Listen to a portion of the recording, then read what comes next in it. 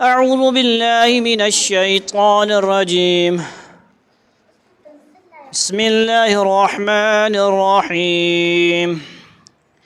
إن المسلمين والمسلمات والمؤمنين والمؤمنات والقانتين والقانتات والصادقين والصادقات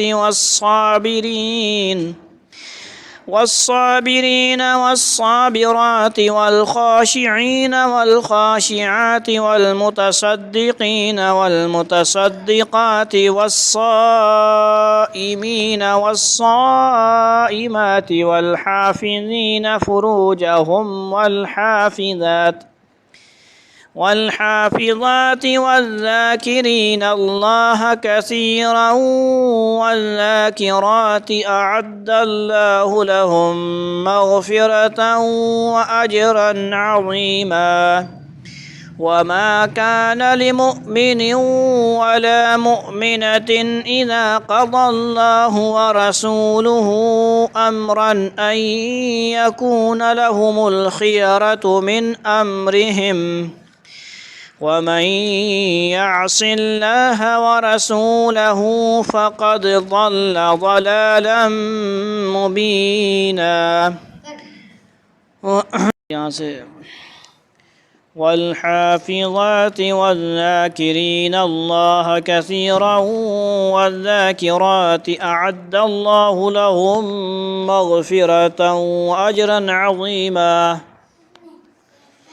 وما كان لمؤمن ولا مؤمنة إذا قضى الله ورسوله أمرا أن يكون لهم الخيرة من أمرهم ومن يعص الله ورسوله فقد ضل ضلالا مبينا. وإذ تقول للذي أنعم الله عليه وأنعمت عليه أمسك عليك زوجك واتق الله وتخفي في نفسك ما الله مبديه وتخشى الناس والله أحق أن تخشاه. فلما قضى زيد منها وطرا زوجناكها لكي لا يكون على المؤمنين حرج في أزواج لما قضى زيد منها وطرا زوجناكها لكي لا يكون على المؤمنين حرج في أزواج أدعيائهم إذا قضوا منهن وطرا وكان أمر الله مفعولا. ما كان على النبي من حرج فيما فرض الله له سنة الله في الذين خلوا من قبل وكان أمر الله قدرا مقدورا. الذين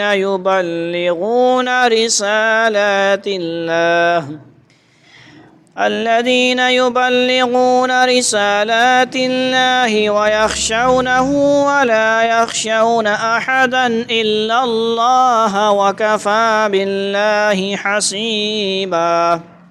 ما كان محمد أبا أحد من رجالكم ولكن رسول الله وخاتم النبيين وكان الله بكل شيء عليما.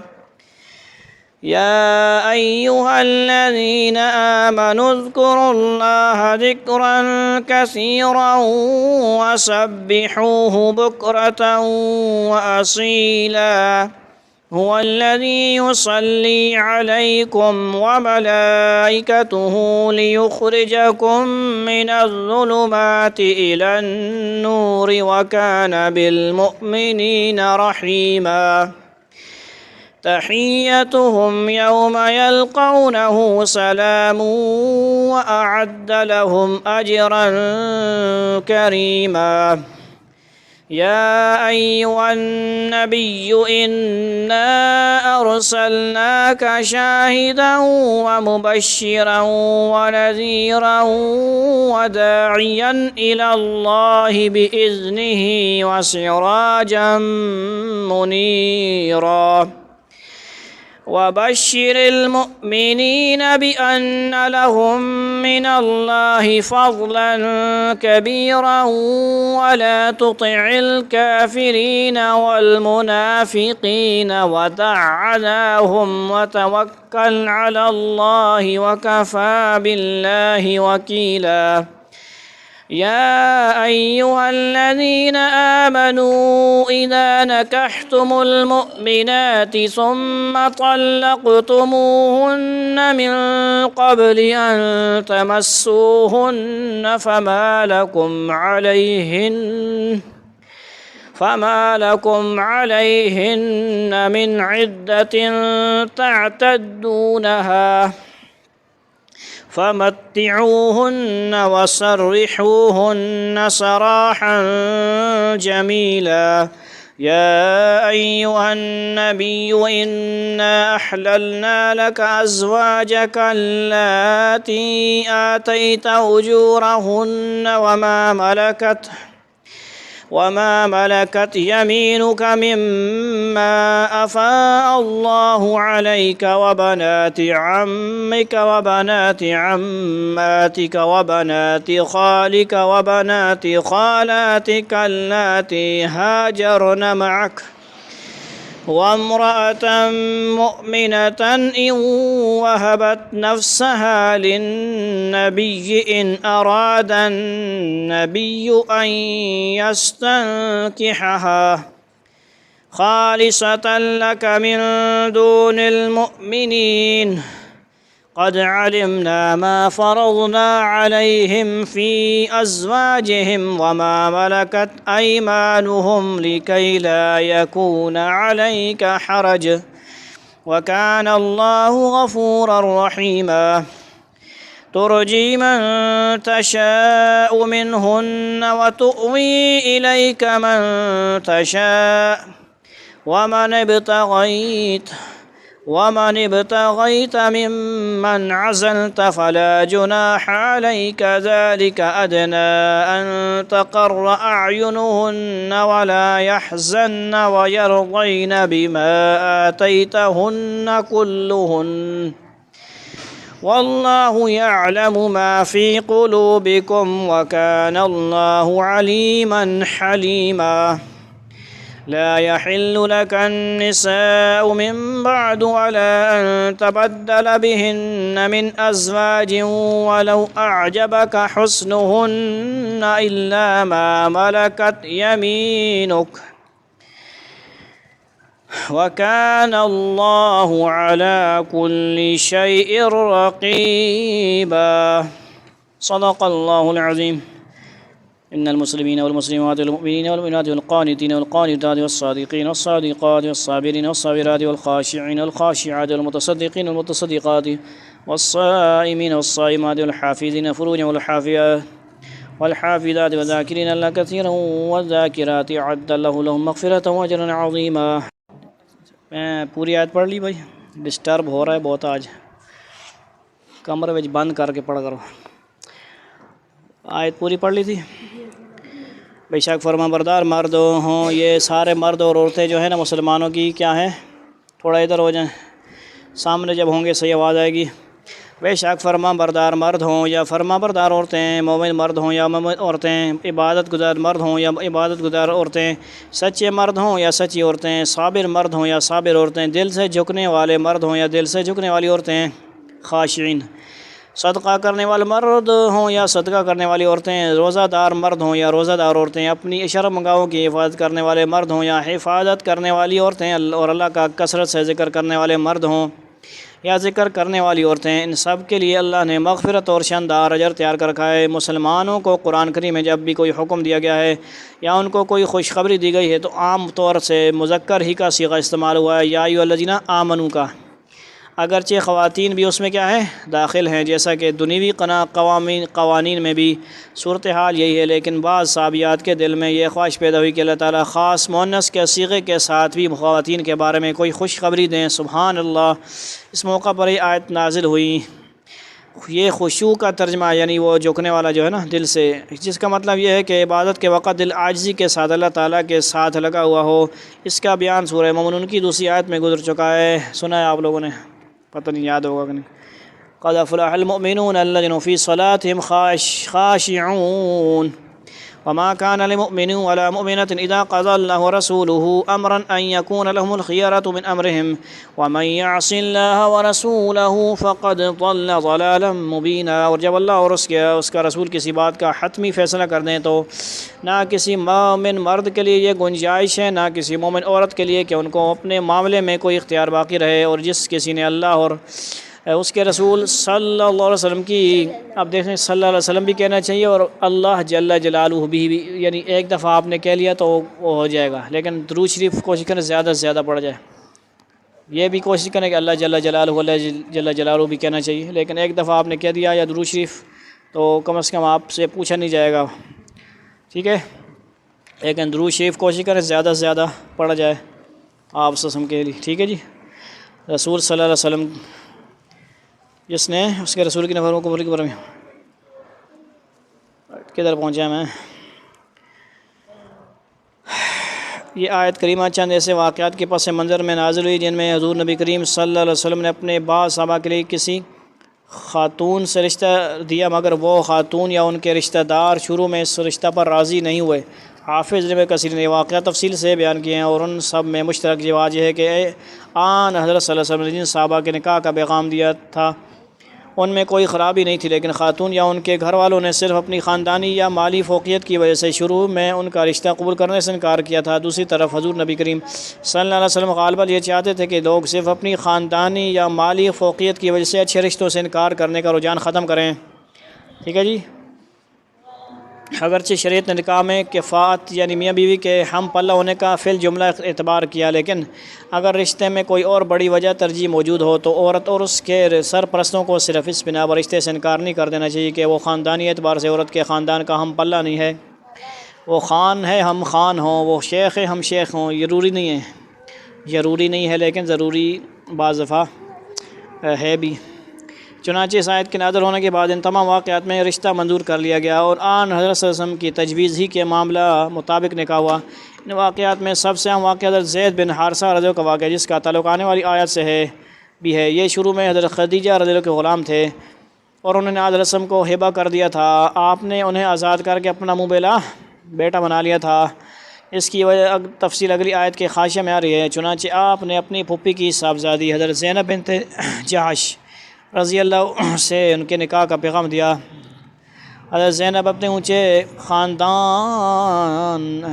خاندان کی خاتون تھیں اور اس وقت کسی آزاد کردہ غلام سے شادی کرنا ایسی خاندانی عورت کے لیے معیوب سمجھا جاتا تھا، اس لیے انہوں نے شروع میں انکار کیا۔ اس پر یہ آیت نازل ہوئی جس کے بعد انہوں نے یہ رشتہ منظور کر لیا اور پھر حضرت زید بن حارثہ سے ان کا نکاح ہو گیا، جس کا مہر خود آن حضرت صلی اللہ علیہ وسلم نے ادا فرمایا، کیونکہ والد تھے نا ایک قسم کے منہ بلے، بیٹا بنایا ہوا تھا۔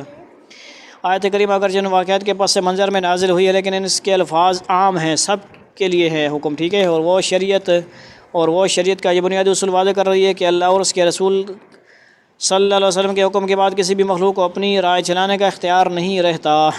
وَإِذْ تَقُولُ لِلَّذِي أَنْعَمَ اللَّهُ عَلَيْهِ أَنْعَمْتَ عَلَيْهِمْ امْسِكْ عَلَيْكَ زَوْجَكَ وَاتَّقِ اللَّهَ وَتُخْفِي فِي نَفْسِكَ مَا اللَّهُ مُبْدِيهِ وَتَخْشَى النَّاسَ وَاللَّهُ أَحَقُّ أَنْ تَخْشَاهُ فَلَمَّا قَضَىٰ زَيْدٌ مِنْهَا وَطَرًا زَوَّجْنَاكَهَا لِكَيْ لَا يَكُونَ عَلَى الْمُؤْمِنِينَ حَرَجٌ فِي أَزْوَاجِ أَدْعِيَائِهِمْ إِذَا قَضَوْا مِنْهُنَّ وَطَرًا وَكَانَ أَمْرُ اللَّهِ مَفْعُولًا۔ سب سے جو ہے واحد صحابی ہیں جن کا نام قرآن میں آیا ہے، ٹھیک ہے، زید رضی اللہ، اور اے پیغمبر صلی اللہ علیہ وسلم یاد کرو جب تم اس شخص سے جس پر اللہ نے بھی احسان کیا تھا اور تم نے بھی احسان کیا تھا یہ کہہ رہے تھے کہ اپنی بیوی کو اپنے نکاح میں رہنے دو اور اللہ سے ڈرو، اور تم اپنے دل میں وہ بات چھپائے ہوئے تھے جسے اللہ کھول دینے والا تھا، اور تم لوگوں کے سے ڈرتے تھے، حالانکہ اللہ اس بات کا زیادہ حقدار ہے کہ تم اس سے ڈرو۔ پھر جب زید نے اپنی بیوی سے تعلق ختم کر لیا تو ہم نے اس سے تمہارا کرا دیا تاکہ مسلمانوں کے لیے اپنے منہ بیلے بیٹوں کی بیویوں سے نکاح کرنے میں اس وقت کوئی تنگی نہ رہے جب انہوں نے اپنی بیویوں سے تعلق ختم کر لیا ہو، اور اللہ نے جو حکم دیا تھا اس پر عمل تو ہو کر رہنا ہی تھا۔ اس سے مراد حضرت زید بن حارثہ رضی اللہ عنہ ہیں۔ ان پر اللہ تعالیٰ کا احسان تو یہ تھا کہ انہیں حضرت صلی اللہ علیہ وسلم کی خدمت میں پہنچایا، اسلام لانے کی توفیق دی۔ یہ وہی ہے نا جن کے کہا گیا تھا وہ گھر والے چچے وغیرہ آئے تھے لینے تو نہیں گئے نا ساتھ، فرمایا جانا چاہے تو چلے جاؤ، مرضی آپ کی۔ کہتے ہیں میں ماں باپ سے زیادہ ان کو عزیز رکھتا ہوں، آپ سے سم کے نہیں گئے، وہ رہ گئے اور اسلام لانے کی توفیق دی۔ یہاں تک کہ ان 4 خوش نصیب صحابہ کرام میں ہیں جو سب سے پہلے اسلام لائے، یاد رکھنا یہ بات۔ اور آن حضرت صلی اللہ علیہ وسلم کے ان پر احسان کی تفسیر ہے کہ یہ 8 سال کی عمر میں اپنی والدہ کے ساتھ اپنی ننیال میں گئے تھے۔ وہاں قبیلہ قین کے لوگوں نے حملہ کر کے انہیں غلام بنایا اور عکاظ کے میلے میں لے جا کر حضرت حکیم بن حزام کے ہاتھ بیچ دیا۔ انہوں نے یہ غلام اپنی پھوپھی حضرت خدیجہ الکبریٰ کو دے دیا۔ اس کے بعد جب حضرت خدیجہ سے حضور صلی اللہ علیہ وسلم کو نکاح ہوا تو حضرت خدیجہ نے انہیں آپ کی خدمت میں پیش کر دیا۔ گفٹ اور تحفے دینا ایسے دینا جو بہت فائدہ مند ہوں۔ آج کل شادیوں میں گفٹ دیے جاتے ہیں، بس وہ سنگری دے دی، فلاں دے دی، یہ دے دیا۔ موبائل دو، موبائل بھی نہ دو آج کل، تو کوئی کتاب دو، کوئی قرآن دو، اے جاؤ نا کو پڑھو، بندہ اس میں فائدہ اٹھاوے۔ جو چیزیں جو ہیں وہ سنتے ہیں مٹ رہی ہیں ان کو زندہ کریں آپ لوگ، وہ تحائف دیے جائیں۔ تو جب کہ ان کی عمر 15 سال تھی، کس کی؟ حضرت زید کی۔ کچھ عرصے کے بعد ان کے والد اور چچا کو معلوم ہو کہ ان کا بچہ مکہ مکرمہ میں ہے، تو وہ آن حضرت صلی اللہ علیہ وسلم کے پاس آئے اور عرض کی کہ آپ جو معاوضہ چاہیں ہم سے لے لیں اور یہ بچہ ہمارے حوالے کر دیں۔ آپ نے جواب دیا کہ اگر وہ بچہ آپ کے ساتھ جانا چاہے بیٹھے۔ اس کے بعد البتہ اگر وہ نہ جانا چاہے تو میں زبردستی اسے نہیں بھیج سکتا۔ وہ لوگ یہ سن کر بہت خوش ہوئے اور حضرت زید کو بلایا گیا اور آپ نے انہیں اختیار دیا کہ اگر وہ اپنے والد اور چچا کے ساتھ جانا چاہیں تو جا سکتے ہیں، لیکن زید نے یہ حیرت انگیز جواب دیا کہ میں حضرت محمد صلی اللہ علیہ وسلم کو چھوڑ کر کہیں نہیں جا سکتا۔ اللہ، کوئی ہے بچہ؟ ان کے والد اور چچا بڑے حیران ہوئے کہ ان کا بیٹا آزادی پر غلامی کو اور اپنے باپ اور چچا پر ایک بالکل غیر شخص کو ترجیح دے رہا ہے۔ کیسی غلامی؟ کس کی غلامی؟ آج صرف ہم کہتے ہیں زبان سے غلامی رسول میں موت بھی قبول ہے، کہتے ہیں وہ ماشاءاللہ جو کہتے ہیں ماشاءاللہ عمل بھی کرتے ہیں اس پہ۔ ہم لوگ کہتے بھی نہیں ہیں نہ عمل کرتے ہیں، سیدھی بات۔ لبیک یا رسول اللہ کہتے بھی ہیں، ماشاءاللہ عمل بھی کرتے ہیں، جان کٹاتے بھی ہیں، جلسے وغیرہ کرتے ہیں، قربانیاں بھی دی انہوں نے۔ ایسے ہر کسی کے خلاف باتیں نہیں کرنی چاہیے، جو کام کرتے ہیں ان کی تعریف کرنی چاہیے۔ ہم بیٹھے ہوئے یہاں پہ مزے سے جلوسوں میں جا رہے ہوتے ہیں، وہ کتنے لمبے لمبے وہ کیا کہتے ہیں اس کو جلوس کرتے ہیں، ماشاءاللہ کرنا چاہیے نا، ہمارے ہاں جو کرتے ہیں کرنا چاہیے۔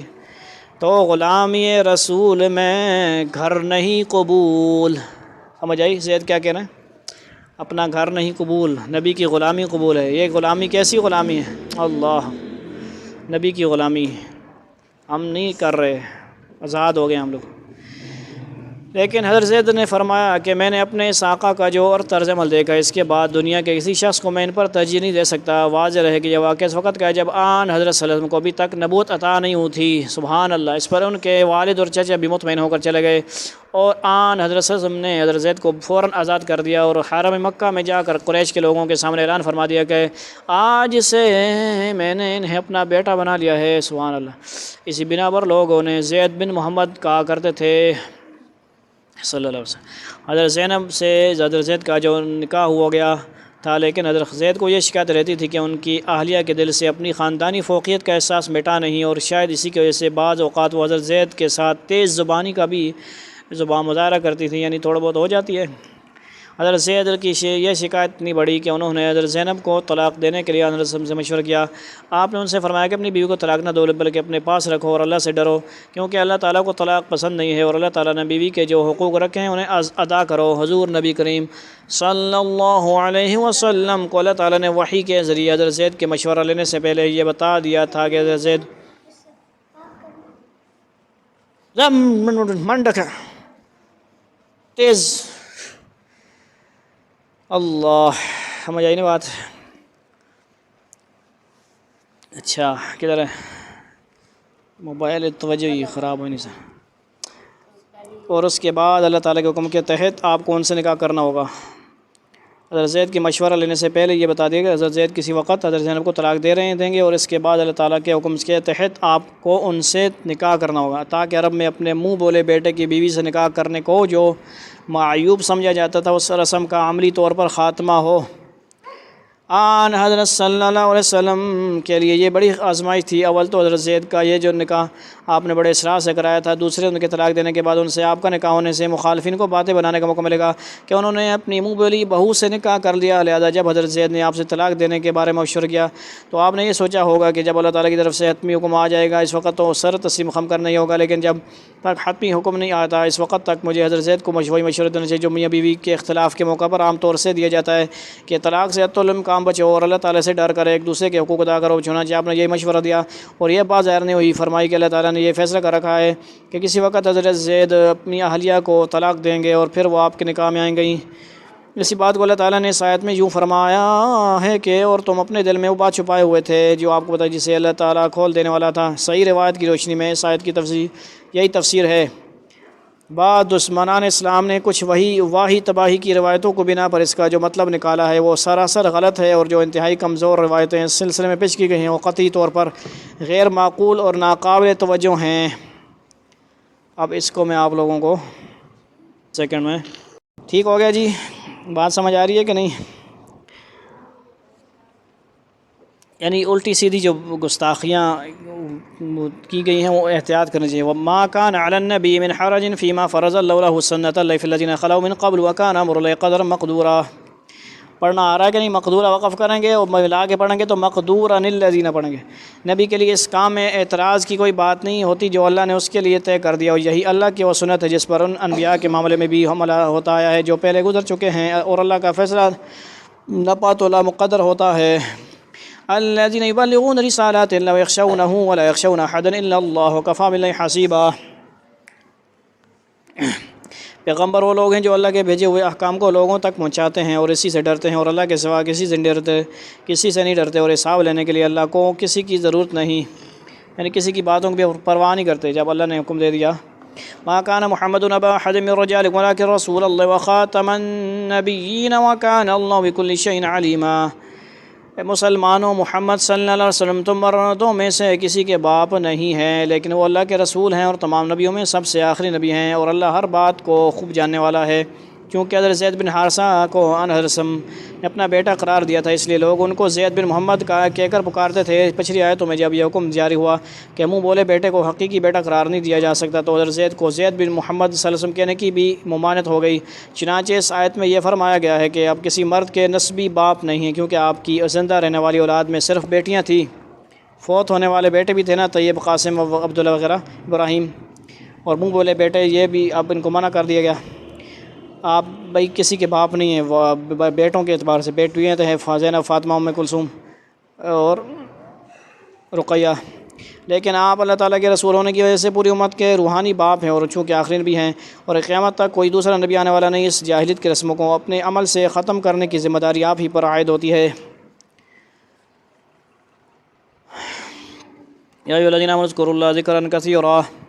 اے ایمان والو، اللہ کو خوب کثرت سے یاد کرو، دل سے بھی، زبان سے بھی، لب و جان سے. وسبح بکرۃ واصیلا، اور صبح و شام اس کی تسبیح کرو، صبح و شام، عصر کے بعد، مغرب کے بعد، فجر کے بعد فجر. وَاللَّهُ يُصَلِّي عَلَيْكُمْ وَمَلَائِكَتُهُ لِيُخْرِجَكُم مِّنَ الظُّلُمَاتِ إِلَى النُّورِ وَكَانَ بِالْمُؤْمِنِينَ رَحِيمًا. وہی ہے جو خود بھی تم پر رحمت بھیجتا ہے اور اس کے فرشتے بھی، تاکہ وہ تمہیں اندھیروں سے نکال کر روشنی میں لے آئے، اور وہ مومنوں پر بہت مہربان ہے. تحیتهم یوم یلقونه سلام اعد لهم اجرا کریما. ٹیک لگا کے ٹانگیں اس طرح کریں تاکہ بیماری کی وجہ سے گزارا ہو جائے. تحیتهم یوم یلقونه سلام اعد لهم اجرا کریما.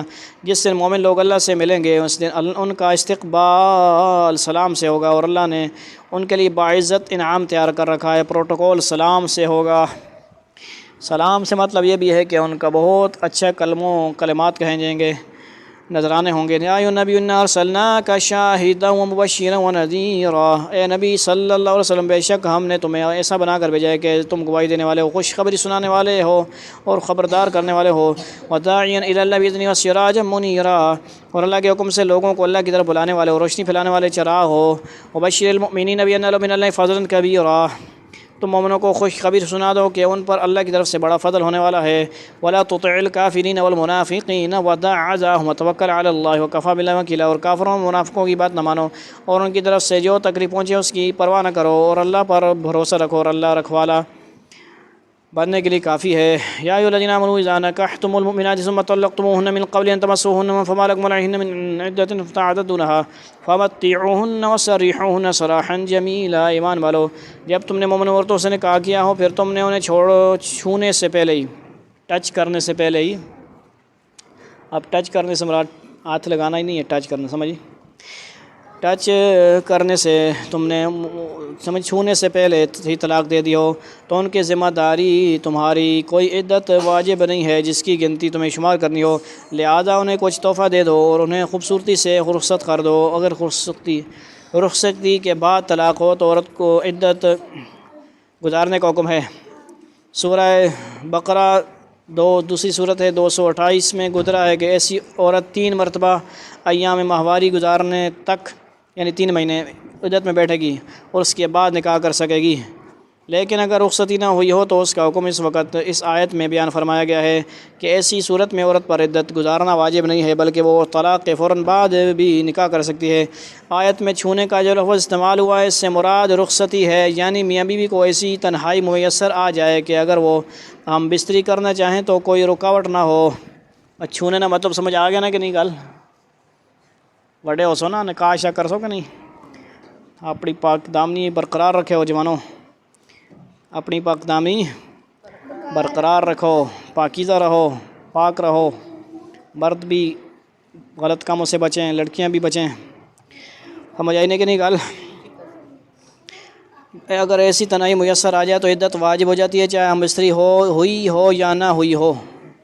واہ جی واہ، رخصتی کی بات ہو رہی ہے، سمجھ آئی؟ متاع یعنی ایک کمرہ تو مل گیا نا ان کو، پورٹفول اپنا کمرہ مل گیا، دونوں ہیں اس میں رات گزاری ہے، ایک دوسرے کے ٹچ مچ نہیں کیا، سمجھ آ گئی بات؟ بس ان کو ایک موقع مل گیا، انہوں نے فائدہ نہیں اٹھایا بھائی۔ متاع تحفے سے مراد یہ کہ بیوی کو طلاق کے ذریعے رخصت کرتے وقت ایک جوڑا دیا جائے جسے اصطلاح میں متعہ کہا جاتا ہے، اور یہ جوڑا مہر کے علاوہ اور ہر صورت میں برکت دینا چاہیے، چاہے رخصتی سے پہلے طلاق ہو یا رخصتی کے بعد۔ آیت کا منشا یہ ہے کہ اگر کسی وجہ سے آپس میں نبھاؤ ممکن نہ رہا اور طلاق دینی ہی ہو تو دونوں کے درمیان جدائی بھی جڑائی اور دشمنی کی فضا کے بجائے خوش اسلوبی کے ساتھ ہونی چاہیے، بدماشی نال نہیں، پیار محبت نال۔ یا ایھا النبی انا احللنا لک ازواجک اللاتی آتیتہن اجورہن وما ملکت یمینک مما فعل علیک بنات عمک بنات عماتک بنات خالک بنات خالاتک اللاتی ہاجرن معک وامرأة مؤمنة وهبت نفسها للنبي إن أراد النبي أن يستنكحها خالصة لك من دون المؤمنين قد علمنا ما فرضنا عليهم في أزواجهم وما ملكت أيمانهم لكي لا يكون عليك حرج وكان الله غفورا رحيما۔ اے نبی صلی اللہ علیہ وسلم تمہارے لیے وہ بیویاں حلال کر دی ہیں جن کو تم نے ان کا مہر ادا کر دیا ہے، نیز اللہ نے غنیمت کا جو مال تمہیں مال عطا کیا ہے اس میں سے جو کنیزیں تمہاری ملکیت میں آ چکی ہیں وہ بھی تمہارے لیے حلال ہیں، اور تمہاری وہ چچا کی بیٹیاں اور پھوپھی کی بیٹیاں، اب یہ وہ رشتے یاد کر لو جس سے نکاح ہو سکتا ہے، اور ماموں کی بیٹیاں اور خالاؤں کی بیٹیاں بھی جنہوں نے تمہارے ساتھ ہجرت کی ہے، نیز کوئی مسلمان عورت جس نے مہر کے بغیر نبی کو اپنے آپ سے نکاح کرنے کی پیشکش کی ہو، آفر بشرطے کہ نبی اس سے نکاح کرنا چاہیں۔ یہ سارے احکام خاص تمہارے لیے ہیں، دوسرے مومنوں کے لیے نہیں، یاد رکھنا نبی کے لیے ہیں۔ ہمیں وہ احکام خوب معلوم ہیں جو ہم نے ان کی بیویوں اور کنیزوں کے بارے میں ان پر عائد کیے ہیں، اور تمہیں ان سے مستثنیٰ کیا ہے تاکہ تم پر کوئی تنگی نہ رہے، اور اللہ بہت بخشنے والا بڑا مہربان ہے۔ اسی لیے نبی صلی اللہ علیہ وسلم کی ازواج 10-11 ہیں، بعض 4 سے زیادہ نہیں کر سکتے دوسرے مسلم۔ آیت نمبر 50-51 میں توجہ کریں ادھر، اللہ تعالیٰ نے نکاح کے بارے میں وہ احکام بیان فرمائے جو صرف بڑا بدماش ہے، سمجھ آ رہی ہے بات؟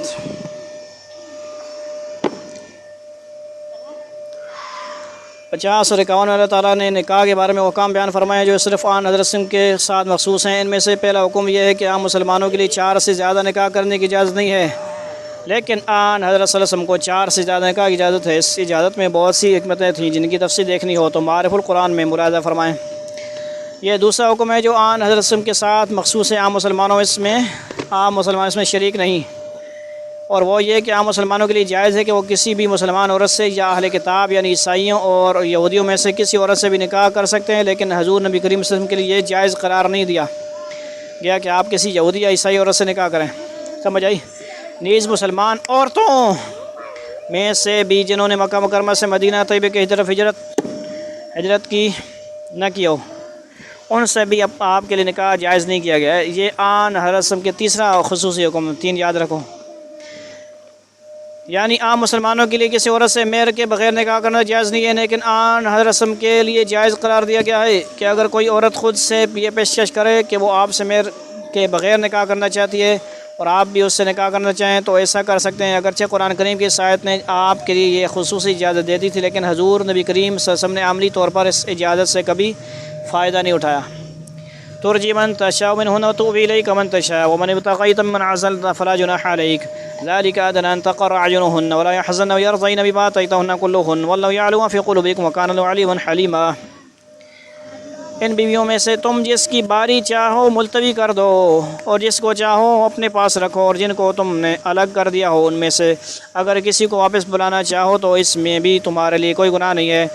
اس طریقے میں اس بات کی زیادہ توقع ہے کہ ان سب کی آنکھیں ٹھنڈی رہیں گی اور انہیں رنج نہیں ہوگا، اور تم انہیں جو کچھ دے دو گے اس پر وہ سب کی سب راضی رہیں گی، اور اللہ ان سب باتوں کو جانتا ہے جو تمہارے دلوں میں ہے، اور اللہ علم اور حلم کا مالک ہے۔ عام مسلمانوں پر یہ بات فرض ہے کہ اگر ان کی ایک سے زیادہ بیویاں ہوں تو وہ ہر معاملے میں ان کے ساتھ برابری کا سلوک کریں، چنانچہ جتنی راتیں ایک بیوی کے ساتھ گزاریں اتنی ہی راتیں دوسری بیوی کے ساتھ گزارنا فرض ہے۔ لیکن اس آیت میں آن حضرت صلی اللہ علیہ وسلم کے لیے باریاں مقرر کرنے کی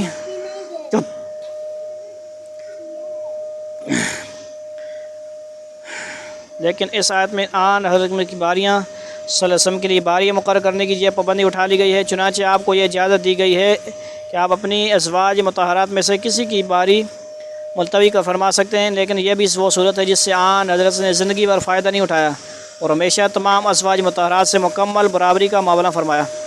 مطلب یہ ہے کہ جب ازواج مطہرات پر یہ بات واضح ہو جائے گی کہ اللہ تعالیٰ نے آن حضرت وسلم پر برابری کا معاملہ کرنے کی ذمہ داری عائد نہیں فرمائی تو آپ کی طرف سے ان کے ساتھ جتنا بھی حسن سلوک ہوگا وہ اسے اپنے استحقاق سے زیادہ سمجھ کر خوش ہوں گی۔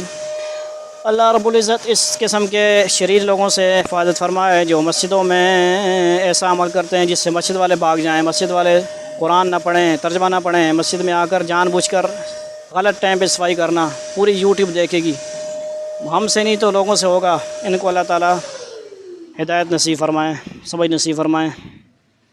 مجھے نہیں گل اے یوٹیوب والے ہو سن لو، میں نہیں کر سکا تو کوئی اور کر لے گا اس پر عمل۔ اچھا جی، رکوع ختم ہونے والا ہے کہ نہیں؟ لا يحل لك النساء من بعد ولا أن تبدل بهن من أزواج ولو أعجبك حسنهن إلا ما ملكت يمينك وكان الله على كل شيء رقيبا۔ اس کے بعد دوسری عورتیں تمہارے لیے حلال نہیں ہیں اور نہ یہ جائز ہے کہ تم ان کے بدلے کوئی دوسری بیویاں لے آؤ چاہے ان کی خوبی تمہیں پسند آئی ہو، البتہ جو کنیزیں تمہاری ملکیت میں ہوں وہ تمہارے لیے حلال ہیں، اور اللہ ہر چیز کی پوری نگرانی کرنے والا ہے۔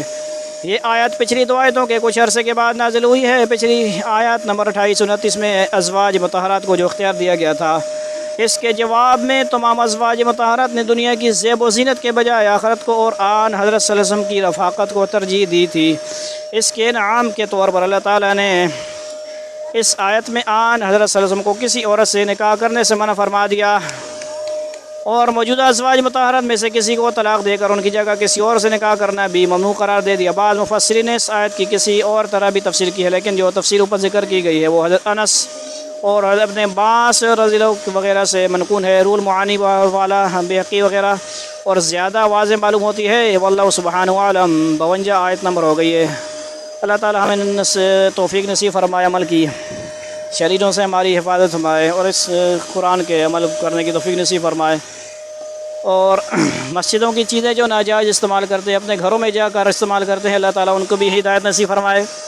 مسجد کا جو مال ہے وقف ہے، اللہ کے گھر کے لیے وقف ہے، لوگ اللہ کے گھر کے لیے مشینیں دیتے ہیں، جو بھی چیزیں دیتے ہیں گھر میں جا کر استعمال نہیں کرنی ہے۔ وآخر دعوانا الحمد للہ رب العالمین، والسلام علیکم ورحمۃ اللہ۔